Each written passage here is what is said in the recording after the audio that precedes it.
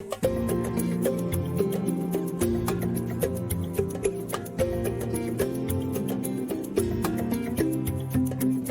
everybody.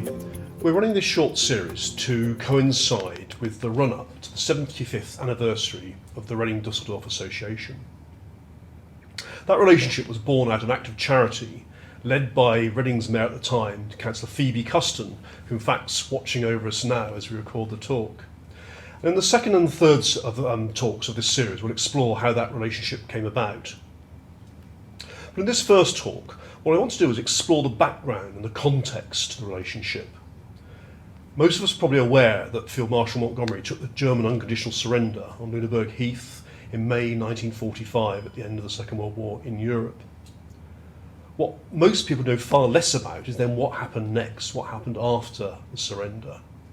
And in fact, what most people don't realise is how much the British Army and then civil administrators did to help rebuild Germany. And indeed, Armin Laschet, who is currently in the news, head leader of the Christian Democratic Union, as also the Minister-President of North Rhine-Westphalia, recognised the contribution made by the British. And he said, the founding history of North Rhine-Westphalia is intimately bound up with the United Kingdom and the remarkable dedication of our British friends. So what I want to explore today was what was that contribution, who led the British effort, and indeed, what did they achieve? And to help me answer those questions, I'm delighted to welcome our guest speaker, Dr. Christopher Knowles. Christopher studied history as an undergraduate at Gonville Keyes College in Cambridge in the early 1970s. He then embarked upon a career in electronic publishing and computer software. But after about 30 years of doing that, he decided that really, after all, he was still a historian. He resumed his academic studies in October 2005 at the Centre of Contemporary British History, the Institute of Historical Research, and then King's College London. He gained a PhD, and his thesis was awarded the annual prize of the German Historical Institute in London in 2014. And he's now the visiting research fellow at King's College London. He's also written a book, and I'm afraid, Chris, I've stolen your title for this particular talk, The Winning the Peace, which I think you wrote about 4 years ago. Right. So welcome and thank you for being our guest speaker today. Thank you. So I mentioned Germany, May 1945, and I think the pictures in my mind of Montgomery taking the surrender from the German generals. The question then was, what state was Germany in? Can you tell us really how was it? What was the state of the country, the people? Well, probably the best way to think of it is like London after the Blitz, only much worse. The physical destruction of Germany was far worse than it had been in Britain. Much of Germany, especially the cities, was just a heap of rubble. One British civil servant on a visit to Germany after the war said that going through the country areas, they were relatively undamaged, but when they came to the cities, it was like painfully walking over the surface of the moon. And a lot of that, of course, was due to the British and the American bombing. Over 2 million tons of bombs were dropped by the Allies on Germany, mostly in the last 2 or 3 years of the war, which was 25 times the tonnage of bombs that was dropped on Britain. That meant that the big cities were completely destroyed. Some of them destroyed several times. In Cologne, I think something like over 60% of the houses were completely destroyed, and in Dusseldorf, 90% or more were uninhabitable. On top of that, in Germany, over 600,000 civilians were killed in the war, compared to 1/10 of that, around 60,000 in Britain. Yes. So the physical destruction was pretty bad, and a large number of British observers they talked about the shock, the sense of destruction that they saw all around them once they crossed the border into Germany. But it wasn't just the physical destruction that struck, particularly the British soldiers when they got into Germany.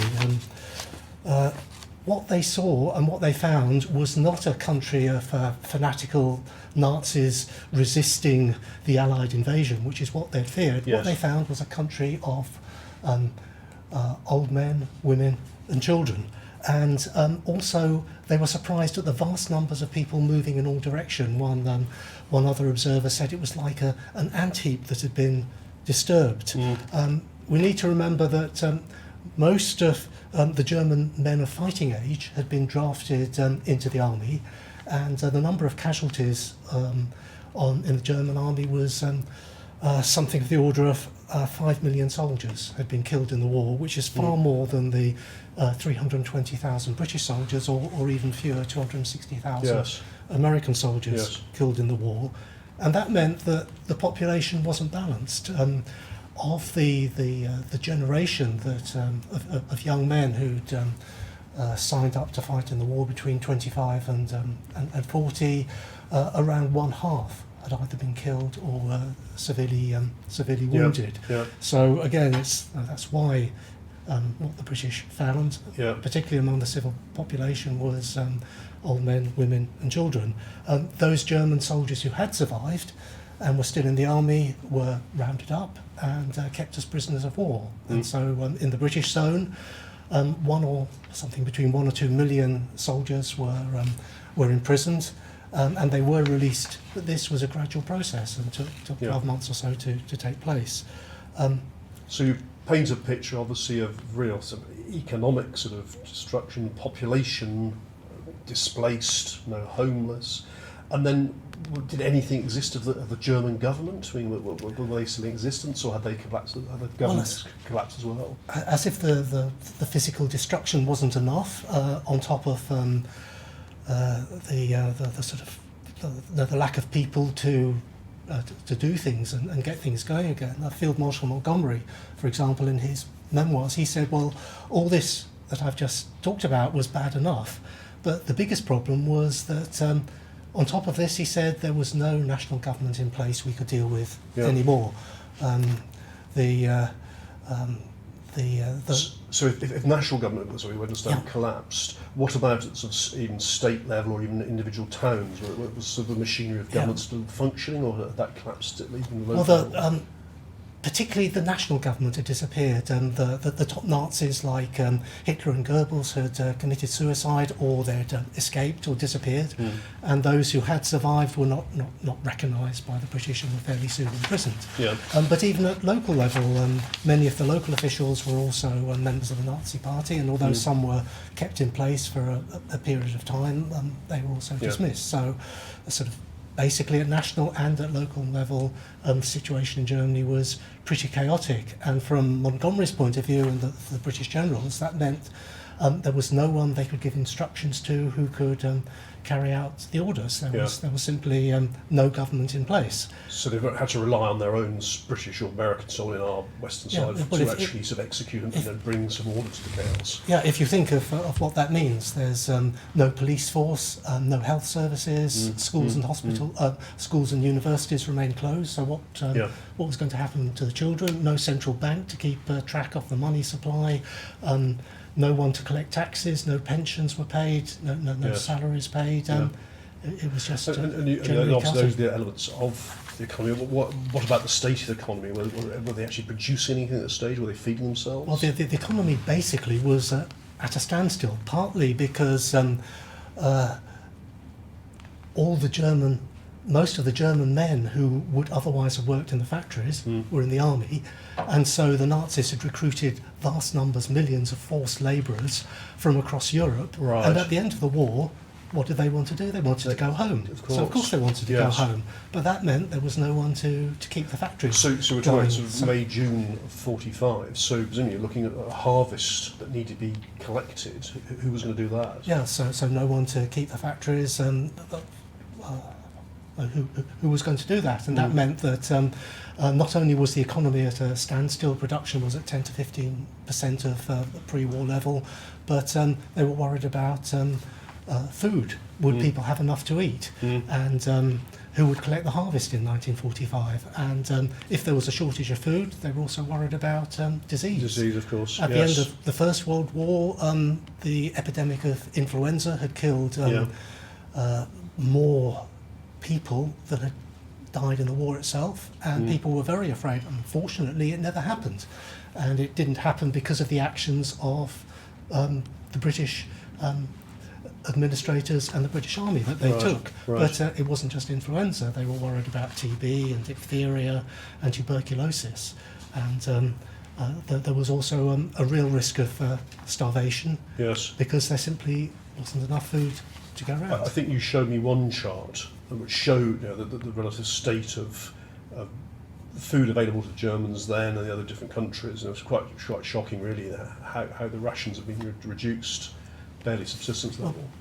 Before the war, Germans had been relatively well fed, although not quite as well as the British and Americans. Now, in Britain, we remember austerity Britain and rationing after the war, but again, in Germany, things were that much worse again. I mean, even potatoes were rationed in Germany, and the rations that were available to the population went down from something like 1,800 calories a day before the war to less than 1,000 calories a day, which was sort of really at a starvation level. Obviously, exactly on the cusp of starvation, weren't they? It was enough for people just about to survive, as long as they didn't do anything active. Yeah. So people were listless, apathetic, Yeah. because they just didn't have enough to eat. But of course, they're not eating, so therefore they can hardly have the energy to go out and actually sort of mine coal or produce steel or harvest the crops and so on. So you've got a real problem then. Even got the people who are actually physically capable of doing anything. Well, exactly, and even in the schools, because of a shortage of accommodation, because schools had been destroyed, they had a two-shift system. So one class would go in the morning, another class would go in the afternoon, and the same happened in some companies. People simply didn't have enough energy to work. So although a lot of industrial capacity, a lot of the factories had been destroyed, in fact there was still quite a lot of capacity there, but it couldn't be used because there was a shortage of labour, and also the transport infrastructure had been destroyed. So they can move stuff around. Take the coal. The coal was still there in the ground. The coal hadn't been destroyed. Yes. But production had gone down from about 400,000 tonnes a month before the war to no more than 25,000 tonnes were mined in May, because the miners weren't there to mine it. The coal that was mined was stuck at the pit head and couldn't be transported to the factories where it was needed. Yeah. And without coal, you couldn't get the factories going. People didn't have enough to heat the homes. Yes. And so the whole thing effectively was grinding to a halt. I think we'll move on to this shortly, but I think some of the saying one of the first things the British tried to do was actually get the coal mines back, get people, miners, or be released from the army to actually start mining coal. The fastest one of the engines of the economy to get things going again. Yeah, absolutely. Yeah, I mean, Montgomery in particular realised that it was down to him and the British Army to take action, because if he didn't, no one else would. Yes. And I mean, he talked about to his troops. He said, "We now have a new battle that we must fight. Yeah. Yes. The war is over." But your next battle, he told the troops, is what he called the Battle of the Winter. Yes. And the objectives are food, work and homes. Yeah. And so he did start to take action, and German prisoners of war who had worked in the coal mines were released to work in the coal mines. And those who had agricultural experience were released to bring the harvest in. And that did have some success, but it was still very, very difficult. So summer of 45, I mean, you're obviously portraying a pretty bleak picture, which again was the thing that most of us sort of vaguely aware of, but you start to realise quite the depth, the severity of it all. And we also have large armies that have moved in from Russia in the east, from Britain obviously, and America in the west, and the French as well.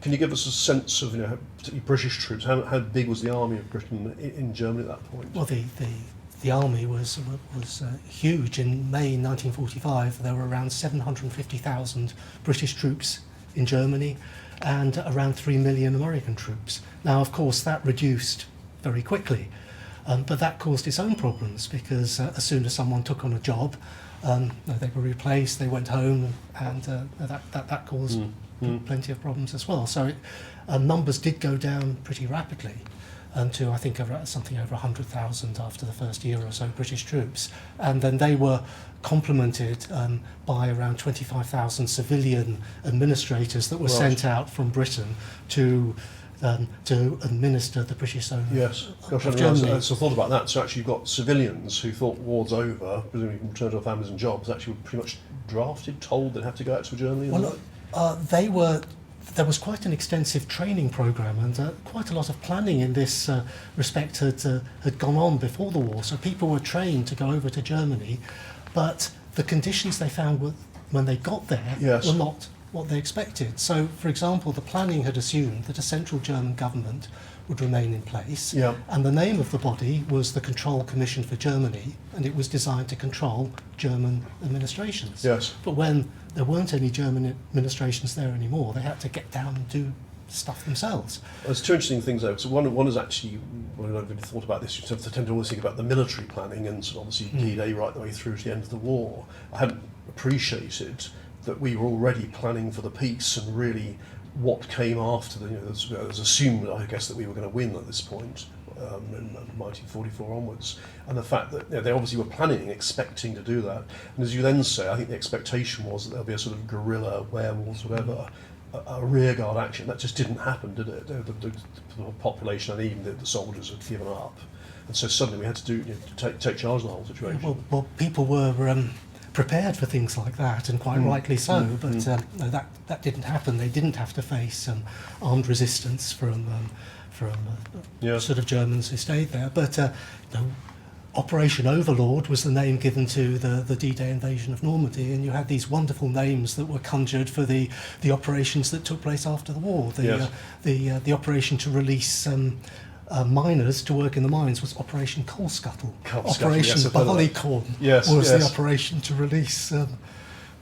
And I mean, very interestingly, from the point of Reading, there was an Operation Stork, which was taking children from Berlin, which was very short of food and provisions, and take them over to the British zone and accommodate them with families there, because they'd be better fed there. In the British zone in Germany? Yes, yes. that's You right. say from a Reading perspective, that we start to see what happened next. But that was almost a forerunner of children's going to Britain, because people were already aware at that time of the effect of conditions in Germany on the children. And the people were thinking longer term. They were already thinking, well, the people who really matter for the future of Germany and the future of Europe are not only the people who fought in the war, but what about the young children who are now 8, 9, 10? What would they experience? What would they? How would this affect them in later life? And so people were quite far-sighted in that respect. Indeed, that's interesting to hear this, because it's reassuring also that we were doing that thinking even at the same time as we were trying to sort of fight an enemy to defeat. And briefly on the British Army, we know that Montgomery led the 21st Army Group. Yeah. It was renamed what? Well, in August, Montgomery, what had been the 21st Army Group. I mean, this was the group that had fought with Montgomery in North Africa. They'd won the Battle of Al Alamein. Then large numbers of those people the same troops had come to Britain. They'd taken part in the Normandy landings and D-Day. They fought with Montgomery across France, across the Netherlands, into Germany, across the Rhine until the E-Day. So these were hardened soldiers. Yes. And then they were renamed the British Army of the Rhine. Yeah. And Montgomery, in his message to his troops, and this was in May 1945, he already said, we have now won the German war, let us now win the peace. So he was very aware that it was one thing to win the war, but we wouldn't achieve what we wanted to achieve unless we also did what was necessary to win the peace. Okay.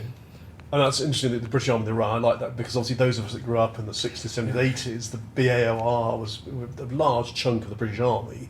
We knew were posted out in the army bases in Germany. We grew up with that, and obviously post the end of the Cold War that changed, but that was very much a feature of some of those of us that had military interests, so we grew up with that.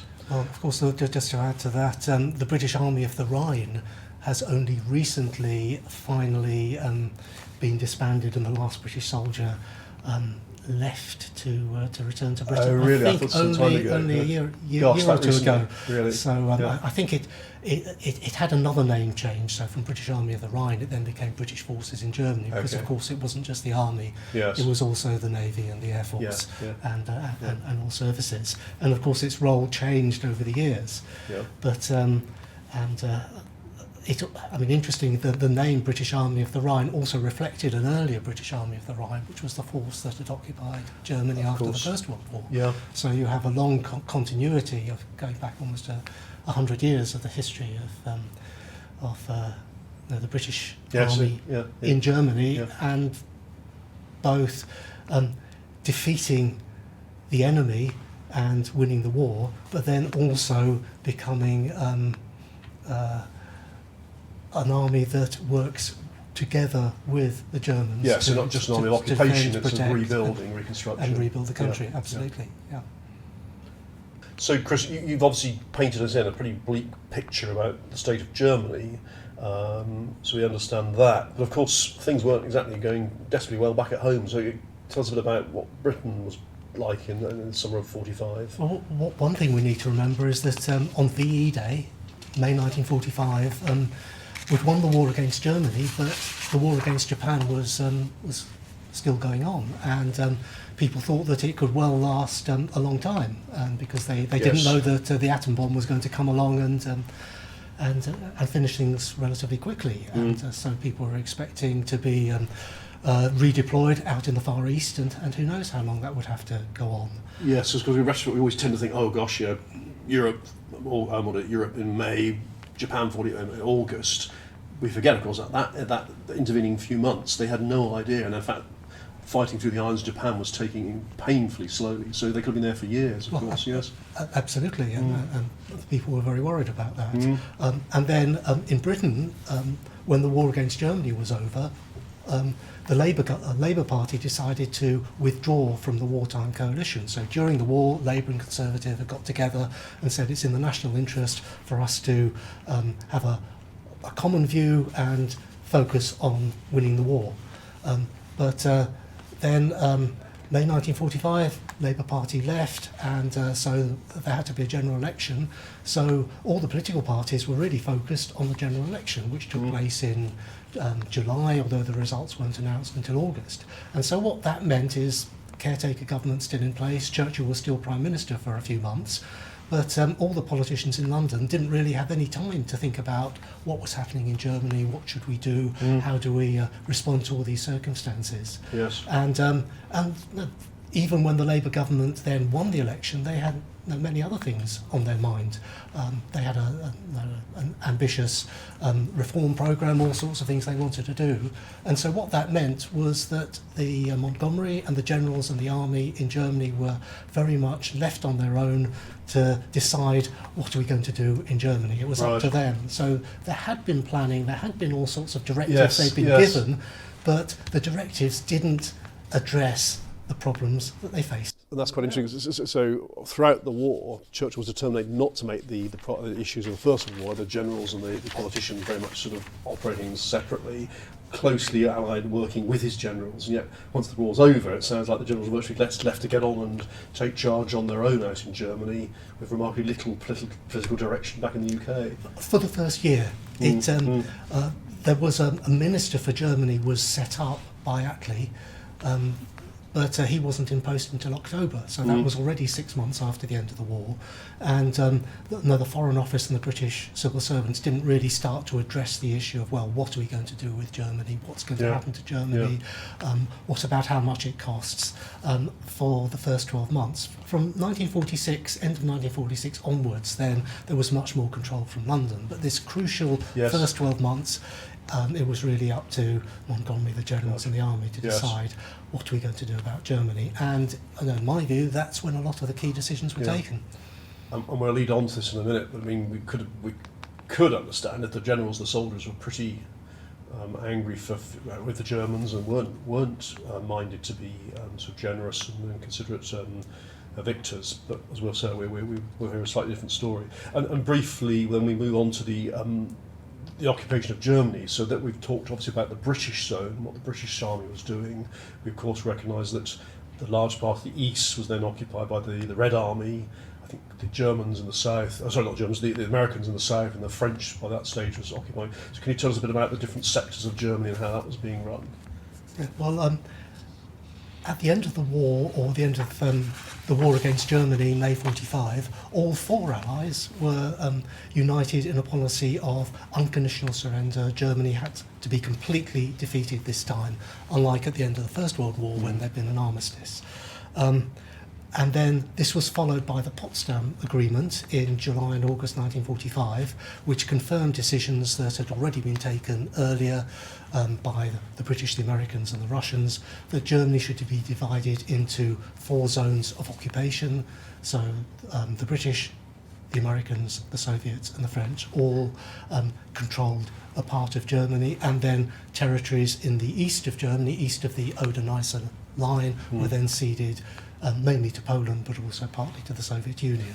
So those decisions were taken at Potsdam. Now, in theory, Germany would still be run by central administration. So the Allies thought that there would still be a central national government in place, but that didn't happen. It was actually vetoed by the French, who had their own ideas. Yeah. So it wasn't only the Soviet Union who were causing difficulties for the British. The French policy was also quite different. Right. And even although the British worked very closely with the Americans during the war, there were quite significant differences there. Can you take us around the 4 zones and the approach adopted by the different governing or occupying armies? Absolutely. The Soviet zone's probably the easiest, because what the Russians did, they installed a communist-led government in their zone quite quickly that was led by Communist Party members who'd spent the war in exile in Moscow, and they came back, and then they very soon started to implement economic reforms to set up a sort of communist-style economy, but also the Russians, quite understandably, because of all they'd suffered in the war, wanted to have a large payment of reparations, and so they took as much as they could from their zone and took it back to the Soviet Union. And so a lot of industrial equipment and railway lines and all sorts of things were stripped from the Soviet zone, because Potsdam had said that each of the Allies were entitled to take reparations from their zones, although the Soviets, interestingly, were also allowed to take 10% of the total reparations that they were entitled to from the other zones, which were to cause problems in the British zone as well, because the Soviets then thought, we're entitled to a bit of the industrial heartland of Germany, which was in the British zone. So most of the Soviet zone was sort of agricultural, agrarian, or was there much industry in the Soviet zone? Not only, because particularly in Saxony, in places like Leipzig, and there was, and in Chemnitz, or Karl Marxstadt, as the Soviets renamed it. There was a fair bit of industry in the east, and some sort of quite big chemical works, and the optical works. So not only in fact. So just as we had trained and had civil servants ready to go, the Soviets obviously had a very different plan, objective, and they would train similarly and basically sent people back into Germany to run in a very different way. Yeah, well, they were actually very efficient, because they had sort of Germans who knew and understood the country, with their own ideas as to what ought to happen politically and economically, that were very much in keeping with Soviet ideas. So they had a ready-made local German government in place, but then they also had their own Soviet, Russian equivalent of the Control Commission. It was the Soviet military administration, who could then make sure that what they actually did was in keeping with what was in the Soviet interest. So that's the Russian zone. Then we've got Americans and the Americans are quite intriguing, because initially their policy was to prevent the Germany from creating weapons of war, and so the Americans were actually keener than the British on dismantling German industry and reducing the capacity of German industry. But from the British point of view, what the British were really afraid of is that the Americans would all go home at the end of the war, as they had done after the First World War, because again, enormous pressure for people at home. Bring our boys back home. We've helped you win the war. Now we need to sort of go back and concentrate on what's happening in America. And the problem for the British would be then, we'd be left on our own. So the Soviets doing something, fine if they do it in their zone, but worried if sort of what would happen if they started to campaign in other zones. How quickly was the West, which mean the other three occupiers, how quickly did they become aware of really the way the Russians were going to operate and potentially the threat that the Russian or the Soviet zone presented to the Western zone? I think it took some time. I mean, US policy did change, but not really until November 1946, when the Americans decided, no, we're not going to leave Germany, we're going to stay here, and we're going to help rebuild the country. So again, there were sort of different strands within American thinking, and it did. I know some people thought that rather earlier than others, but I think the key American decisions didn't really happen until this was President Truman, Churchill's Iron Curtain speech. This was all 1946. When you're about Marshall Aid, how soon did that? Well, again, that was later. That That was wasn't later, until 1948. Oh gosh, that's 3 years later. Yes. Right, So So we've talked about Soviet Russia, we talked about Americans. French, I think we wasn't quite aware whether they were. Well, the French, of course, were not present at Potsdam, so they felt aggrieved that they were not part of the decisions that were taken by what were then considered to be the three great powers: Britain, America, and the Soviet Union. Yeah. And the French zone was actually carved out of the British and American zones. So it was the British and American decision to involve the French. And I mean, the British were very keen that the French should be involved because they didn't want to have responsibility for looking after the whole of Germany themselves. But the French, of course, had their own ideas, and their big concerns were firstly security. France had been invaded by German troops at least 3 times in the last 100 years, and so they wanted to make as sure as possible that it wouldn't happen again. Yeah. Imagine they're likely completely useless in 1940.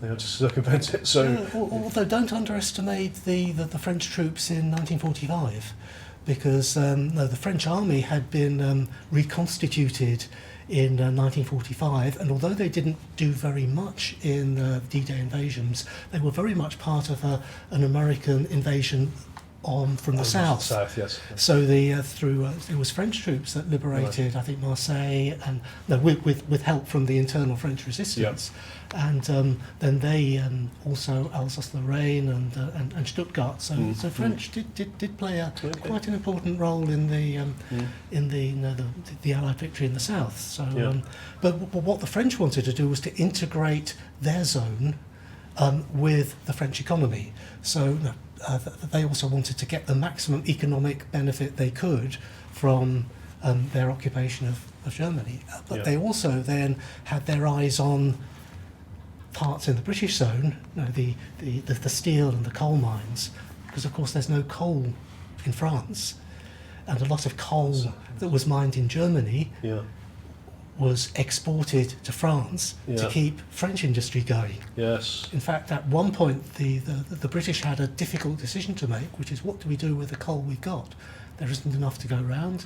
Do we continue to export it to France, or do we use it to help industry in the British zone? Yeah. And but the French really wanted the Rhine and Ruhr, which was in the British zone, to be separated from the rest of Germany and put under an international administration, because they thought that was the way they could achieve long-term security. So we're occupying that area, but the French have got their eyes on it and want to, as you say. And some British people were quite sympathetic to because thought that, well, Britain and France need to work together and show a common front.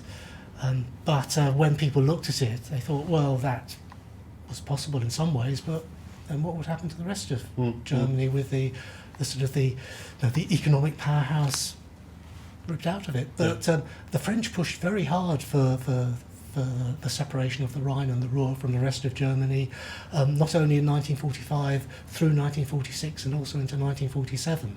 And that's why they vetoed a central German administration. They said, we're not going to agree to Germany being run as a single country as long as this industrial powerhouse is still part of a.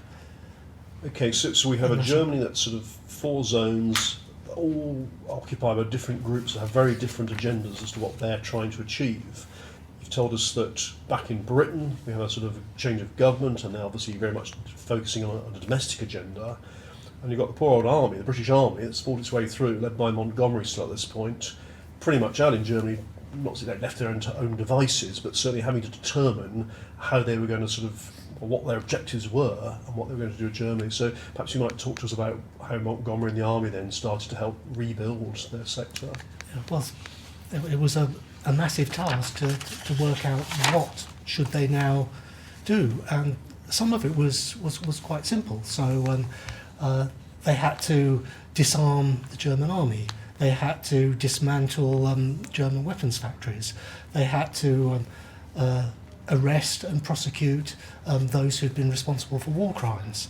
And so historians for a long time have spoken about the 4 Ds of Allied policy at the end of the war, which is disarmament, denazification, deindustrialization, or some people call it decartelization, which was prevent the big German industrial organisations from exerting too much power within Germany, and also democratisation, yes, to change a totalitarian system. So that was all important, and that happened, but these were largely negative policies to stop Germany again being a threat to the peace of Europe. And what people don't mention, which in my view is equally important, is what I call the 3 R's, which are the positive aspects of British policy, which are economic reconstruction, political renewal, and personal reconciliation. And I think it's very interesting that in particularly the British, and it was led by Montgomery, but not only Montgomery,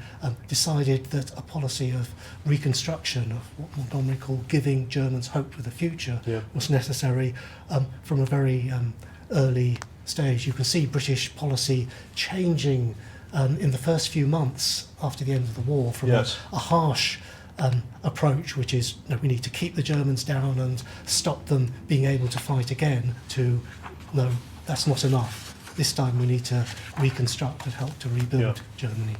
And that's what came through quite quickly, how fast the transition was from, say, beating a military enemy to completely changing. And it was really quite a generous, open, helping a defeated enemy, almost as a religious mission. There was a sense of altruism, religious commitment to trying to rebuild. Obviously there were some economic reasons. Not least, it was expensive to try and maintain an army in Germany and supporting the Germans. So obviously, if we could get Germany back on its feet, it would then support itself. And of course, we have the Soviet, the Red Army threat from the Eastern Zone. I like the particular message, I think, Montgomery to the German people. So 10th of June, 1945. I'll let you sort of take it through that. But, well, I think that illustrates the contrast between before the end of the war and after. So, if I may, I'd like to contrast Montgomery's 2 messages. His first message in March, before the war was over, instructed soldiers to have nothing to do with German civilians. Now, they had to keep their distance, be aloof, and give orders, but don't make friends and don't talk to any Germans except those you need to as part of your work. So he said his first message was, keep clear of Germans, man, woman and child. Do not walk out with them, do not shake hands with them or visit their homes or make them gifts or take gifts from them. You must not play games with them or share any social event with them. In short, you must not fraternise with Germans at all. And this is the famous non-fraternisation order. But it changed very rapidly. It turned out to be unenforceable because of the actions of the soldiers on the ground. Yes. But also it turned out not to be the best policy. And already by September 1945 it was abolished completely, this non-fraternisation order. But only a month later, in June 1945, Montgomery issued another message, and this is the one you're referring to, which is his message to the German people, which is such a contrast to his earlier message only a couple of months before, which is when he wrote, "You have wondered, no doubt, why our soldiers do not smile or say good morning in the streets or play with the children. It is because our soldiers are obeying orders. You do not like it, nor do our soldiers. We are naturally friendly and Christian, forgiving people. we have ordered this to save yourselves, to save your children, to save the world from another war. So at that point he was still thinking the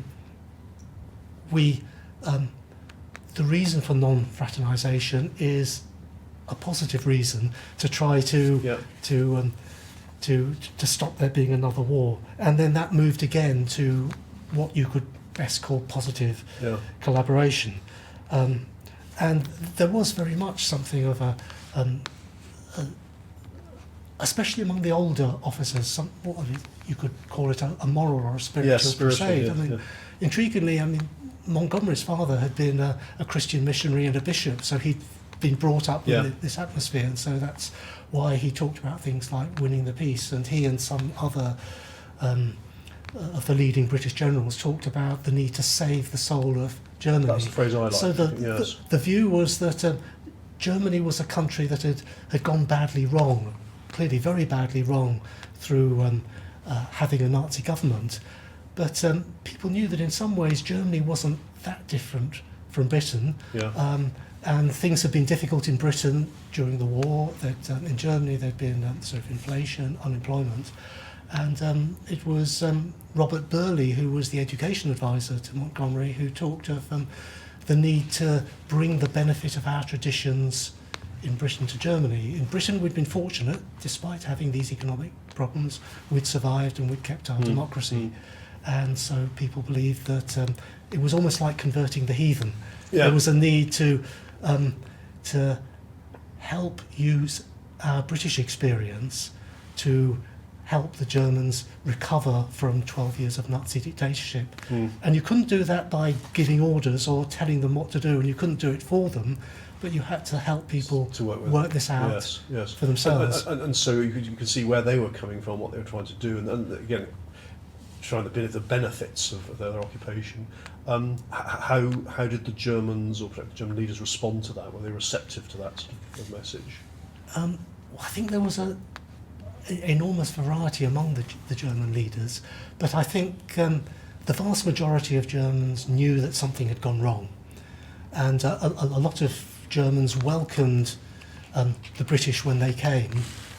Although in many ways that was because they were afraid of the Russians more than they were afraid of the British. So they were glad that they were occupied by the British and not by the Germans. But I think it's important to realise that this attitude of needing to reconstruct Germany, it was very widely held. It wasn't only Montgomery. I mean, he left Germany as military governor after a year to be appointed chief of the Imperial General Staff. He was succeeded by Marshal of the Air Force Sholto Douglas, and then by his former deputy Brian Robertson, and they followed very much the same strategy. And now these senior officers, they were all in their 50s or so, and they'd lived through the First World War. Many of them had fought as young officers in the First World War, so they'd experienced this for themselves. And the message many of them took from their experience in the First World War is that this time they had to do things differently. Disarming Germany wasn't enough. We had to help rebuild democracy, help create economic prosperity, and only if people had a stake in the country and the future of the country themselves would they then want to rebuild an economically prosperous, democratic, peaceful country that worked with instead of against it. And so this particular phrase of creating hope for the future and this seemed to be, and this is what this Ahmet Lachette quote was about, it was I think a uniquely British thing. We were there and we were really trying to then rebuild, to get them going again, to really give them a sense of hope, as you say, for the future. Yeah, but I think it's important to realise that we didn't just do this to be nice to the Germans. Montgomery, Douglas, Robertson, the generals, they reckoned that this was what was in Britain's best interests, and so we were doing it for ourselves as much as we were doing it for the Germans. So, for example, it was important to prevent disease, but and stop there being epidemics of disease in Germany, because people said epidemics know no borders. If there's disease in one country, it could spread to another. There's a quote from Brian Robertson, which I think sums up British policy in Germany very well. And if I may, I'll just sort of quote what he said. This was in an address to his staff in July 1947. And he said, "What is our object in being here? It is often forgotten and often misunderstood. We are not here to exact retribution from a beaten enemy." So it wasn't reparations for the losses British had sustained in the war. "We are not here for the good of the Germans in order to build up their country for them. Both of those are things which to a certain extent we may have to do as a means to an end, but neither of them is our object. Our object here in Germany is to create such conditions as shall be conducive for peace in Germany and Europe, and hence the world. That is our object. Yeah. And everything we do shall be directed towards that end and nothing else." So it was very much, these people had lived through 2 world wars. They'd seen the destruction that had been caused by war. And what they wanted to achieve more than anything was to say, now we want to create conditions that will result in a lasting peace. And of course, no, they succeeded. Exactly. So There hasn't been another war in.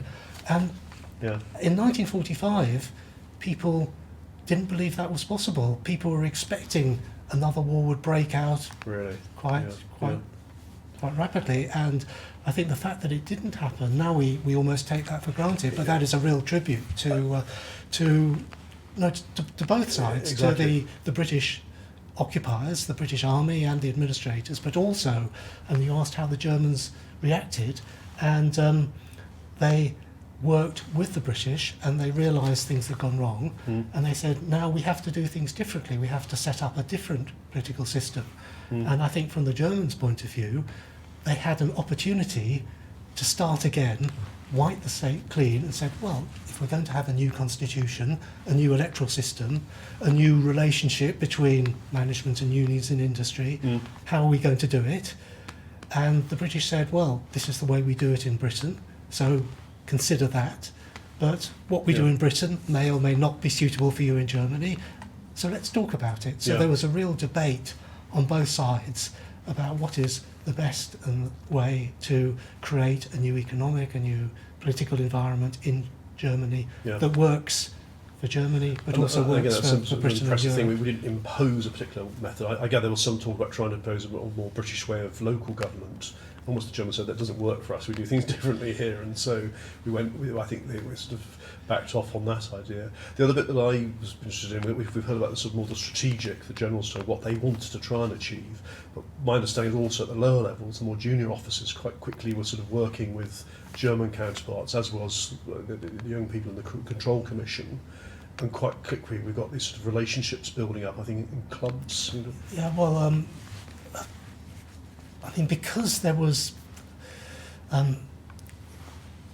people were, I mean, I say making it up as they went along, not meaning that pejoratively in any way, but people had scope to do things on their own initiative, and some of these younger officers were given tremendous responsibility in their field of responsibility, and some of them took advantage of that and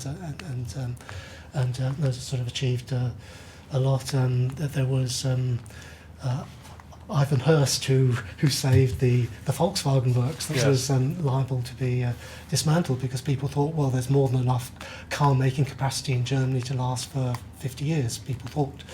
In fact, of course, that didn't happen, and the company went from strength to strength. There was a man I've written about, John Challoner, who was only 21 years, who founded the German news magazine Der Spiegel, which still exists today, and many others had tremendous responsibility, but also in the area of personal relations. Sort of British soldiers and administrators at all levels had to work with sort of Germans as part of their daily jobs. So whether it was people clearing mines off the coast, you'd have a British naval officer who'd work with a German crew minesweeping. And one of them said, they gave me a pistol to protect myself, and I soon throw it overboard because I knew if they really wanted to do that. But we worked very well together. There was repairing the telephone infrastructure. In all these cases, the British and Germans had to work together, and the British recognised that most Germans wanted to rebuild the country, and when the Germans realised that the British were prepared to help them, at a personal level, they worked very well. And initially, this wasn't particularly endorsed by the people on top. So the whole process of personal reconciliation is fascinating because it started from the bottom, and then eventually the policy was adopted by the top, and instructions were given by, for example, Frank Pakenham, later Lord Longford, who was later Minister for Germany, but not until 1947. He said, now we need to treat the Germans as the population of any other country with which we have friendly relations. But it took time to achieve that, and the credit for achieving that wasn't only directions from people on the top, it was the decisions taken by people at all levels to set up sort of groups. There were Anglo-German discussion groups set up when people talked about the issues of today. What do we want the world in future to look like? And also the British thought that, so quite rightly, Germans could learn a lot from the way things were done in Britain, and so so-called British information centres were set up the Germans could come to and sort of read Shakespeare and read various books, and that they were surprisingly popular. And, so it's interesting how quickly, again, what was a beaten enemy, this is rapidly almost like an ally, which sort of working very closely and seemed to have sort of cultural, very common cultural backgrounds and sort of interests. Well, Shakespeare had always been popular in Germany, so people looked for what they had in common rather than what divided them. And clearly there were some important things that divided them. There were certain lines that could not be crossed, certain ways of doing things, and the British said, well, when you work out, say, a new electoral system or a form of local government, decide what you want to do, but certain things are not allowed. And so I think that was very wise. So it was very much up to the local German politicians to decide how they wanted to organise things, but it had to be done within certain limits. And one thing I think we were responsible for, and I think it's probably quite pertinent to mention, was the creation of certain German states. Well, which is one state in particular we're interested in here. Well, yes, absolutely. I mean, the whole process of political renewal started from the bottom. So the first things that the British did was to set up local councils that were nominated of sort of all the local interests of different areas, different industries, different parts of society. And then local elections were held, but then what did they do for the next stage? And sort of German sort of regional organisation before the war was really a bit of a mess because of the heritage of Germany only having become a single country in 1871. And the current organisation of regions, or the Länder in the British zone, is very much a creation of the British that's also stood. And so, go on, sorry. Well, and the area that, of course, you're interested in Reading is North Rhine-Westphalia, which is a complete creation of the British, and this all hinges on what was going to happen with the industrial heartland of Britain, because before and during the war, the industries, the steel making, the coal mining, was all partly in what had been the German Rhine province and partly in the province of Westphalia, but had been separated. Oh, right. The Rhine province was now split into two, so the southern part of the Rhine province was now in the French zone, and the capital, what had been the capital, Koblenz, was also in the French zone, and then the northern part, including Cologne and Dusseldorf, was now in the British zone, and then other parts were in Westphalia. And the British decided that whatever else happened to Germany, they wanted to keep control over this industrial powerhouse of Germany. They didn't want the Russians not so much invading, but they didn't want Russian propaganda inciting people to cause disruption and prevent economic rebuilding. And they were also concerned about the Russians taking reparations from parts of they were concerned about the French wanting to create a separate unit, and so the British decided, no, we're going to keep control over that. It's important enough for us to make sure that we influence what happens in the future in Germany. We want to control this industrial heart of Germany. So the way to do that is to bring it together, unite the former provinces of North Rhine and Westphalia into a single region, Land, North Rhine-Westphalia. And Population about... the British zone on its own was a population of 22 million, so it was the biggest of the zones large area, by population, and North Rhine-Westphalia was 11 million, half of that. Yeah. So easily the biggest, most powerful, at the time also probably the wealthiest Right. part of Germany. So bring that together and sort of keep control of what happened there. And they could have, of course, chosen Cologne as the capital of this new Länder. They didn't. They created... Why Dusseldorf? I don't really know why, but it couldn't be Koblenz because that was in the French zone. Yeah. It couldn't be Münster, which was the capital of Westphalia, because that was really in an agricultural part of and so they chose Dusseldorf, and I think it's probably because Dusseldorf was always the commercial capital of the steelmaking industry. In German they called it the Schreibtisch, the desk, the bureau of the steel industry. Yes. And the British headquarters of, I think they were in the Stahlhof, which Yes. was the Federation of German Steel Industries. And so, in many ways, therefore, Dusseldorf was a logical place. Although, interestingly, the first, in Germany, it was the minister-president, the prime minister, wasn't the mayor of Dusseldorf, Robert Lear, but Anna Lungsson, who was the minister-president of Westphalia. So it was a bit of a compromise. In exchange for the leader of the land coming from Westphalia, the capital was from the Rhine province, which was Düsseldorf. Yeah. And so both sides of the union.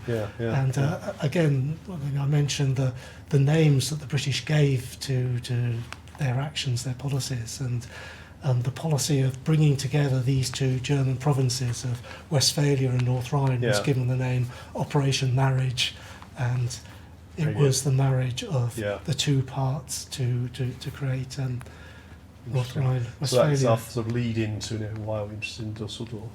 Okay, so if we start to sort of draw things to a close, I think you've really sort of taken us around the different bases and explained what the state of generalised Britain. Probably a last question might be, so how would you summarise the achievement of what the British did in Germany at that time? We've talked about the three positive aspects of British policy: economic reconstruction, political renewal, and personal reconciliation. And all three really were achievements of the British. So economic reconstruction, a lot was achieved. It was limited. It took time for things to get going again. The food supply wasn't really sorted until there were significant imports from the United States in 1948. The economy didn't really get going until Marshall Aid again in 1948.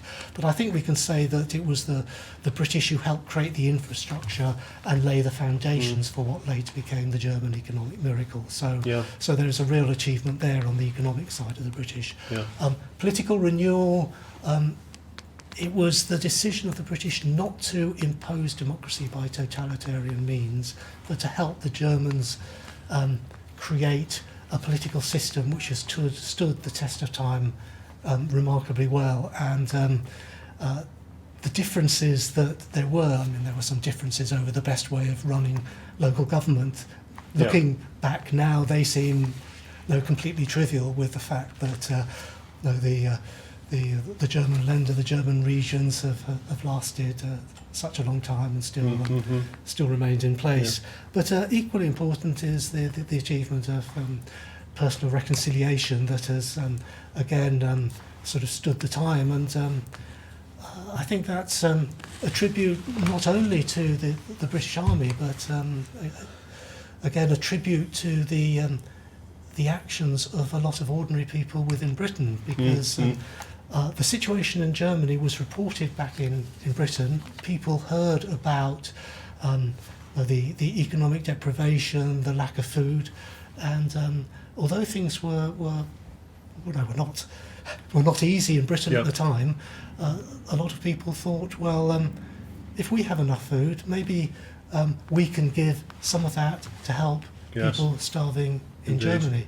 And initially that was forbidden by the British, and that's why Victor Gollancz, the publisher, set up his campaign that he called Save Europe Now, to allow people to send food parcels to Germany. That's also the origins of Christian Aid, from being able to send food to help people who are starving in Germany. So it was very much the actions of ordinary people within Britain to try to help to reconstruct Germany, and not only rebuild the country but also set it up on different lines, and set up a spirit of cooperation and working together rather than one of conflict. So I mean, you asked about the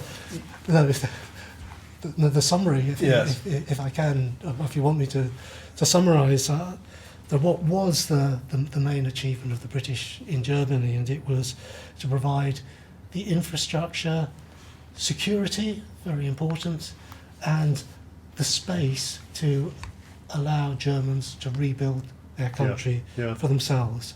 You can't impose democracy, you can't impose economic prosperity from outside, but all you can do is to help people create that for themselves. And that, I think, is what the British did in Germany after the war, and that, I think, was their great achievement. Great. Chris, thank you very much for that. Very, very good. And what he's done, actually, is probably very obvious there, right at the end, started to lead us in towards the story, which we'll pick up in the next talk, much more specific about Dusseldorf and Phoebe Cusden. But what you've done, I think, for me, I thought I understood that period.